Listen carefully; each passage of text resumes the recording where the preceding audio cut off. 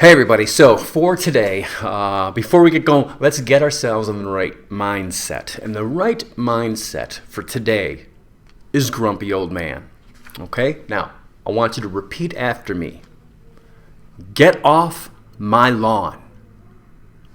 That was pretty good. Not everybody repeated it after me. Just try this one. Ready? Why is this door open? Are we heating the hole outside? Pretty good. All right, you sound like a bunch of grumpy old men, which is perfect because today we're going to be doing counterclaim and rebuttal.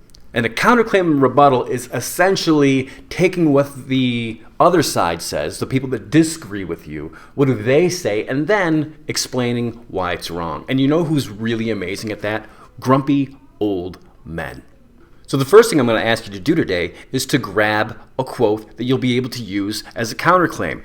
To do that, you go through the text and you find a quote that goes against your stance. All right. So if you're going with the internet does not have a negative impact on thinking, you want to find a piece of evidence that says, yeah, the internet certainly does have a negative effect on our thinking.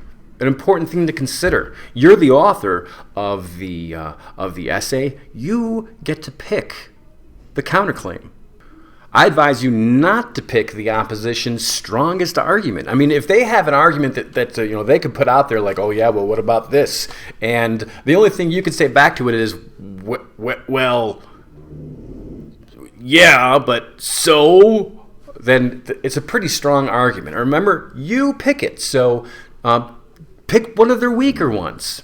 Like, did you guys play Red Rover in elementary school? I did. And if you don't know the game, this is how it's played. So you divide a group of people into two teams, and each team lines up facing the other team, and they all lock shoulders. All right, they lock shoulders, and then the game is played like this. The teams go back and forth, calling on other players from the other team to try to break through their locked arms, try to break the chain. Okay, for instance, if it was my team's turn, we can be like, Red Rover, send Johan over. And then the dude named Johan would run towards your line and he would try to break through the line of locked shoulders. Now, if you're Johan, you get to pick where in the chain you're going to focus your run and smash into people plan. Johan should not pick the biggest, strongest people to try to break through. That doesn't make sense, does it?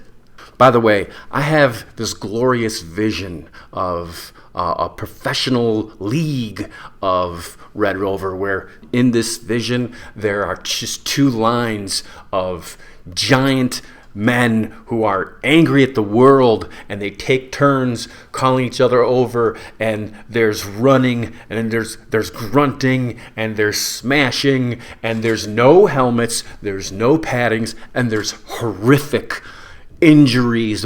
These guys will never look the same, and, well, a guy can dream. Anyway, so one of the things I'm going to ask you today is to go through the texts and copy and paste a quote that you can use for the counterclaim portion of your essay. But before you go looking, let's talk about the rebuttal. The rebuttal is the yin to the yang of the counter argument. If you do not include a rebuttal after bringing up a counter argument, you're shooting yourself in the foot. You know what? Let me rephrase. You're not just shooting yourself in the foot. You're shooting yourself in the foot using a scope and taking time and aiming and then pulling the trigger. So don't. Your rebuttal explains why the opposition is wrong. So besides not choosing one of the opposition's strongest arguments, you should also take into consideration what kind of rebuttal you can offer to destroy the counterclaim. Because that's really important. I mean, if you just give a really good counterclaim and if you can't destroy it, you're hurting your own argument. Now, rebuttals can take two different forms, okay?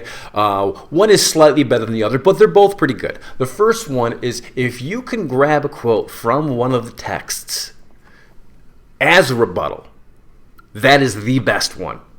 Boom. Oh, it's great. It's great. But in second place, and it's, to be honest, it's a pretty close second place, if you can't find a quote within one of the texts to help destroy a counter argument, you can use your own logic and reasoning, as long as you take the time to show why the opposition's viewpoints is wrong or incorrect or not worth your time.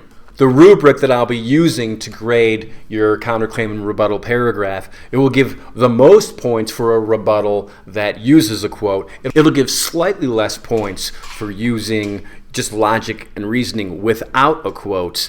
But if you fail to provide a rebuttal at all, then that really is going to cost you some points. So let's not do that. So for today's assignment in Schoology, there's a Google Doc, and there's going to be a place for you to copy and paste a quote that you can use for a counter argument, and a place where you can either copy another quote or write a short rebuttal.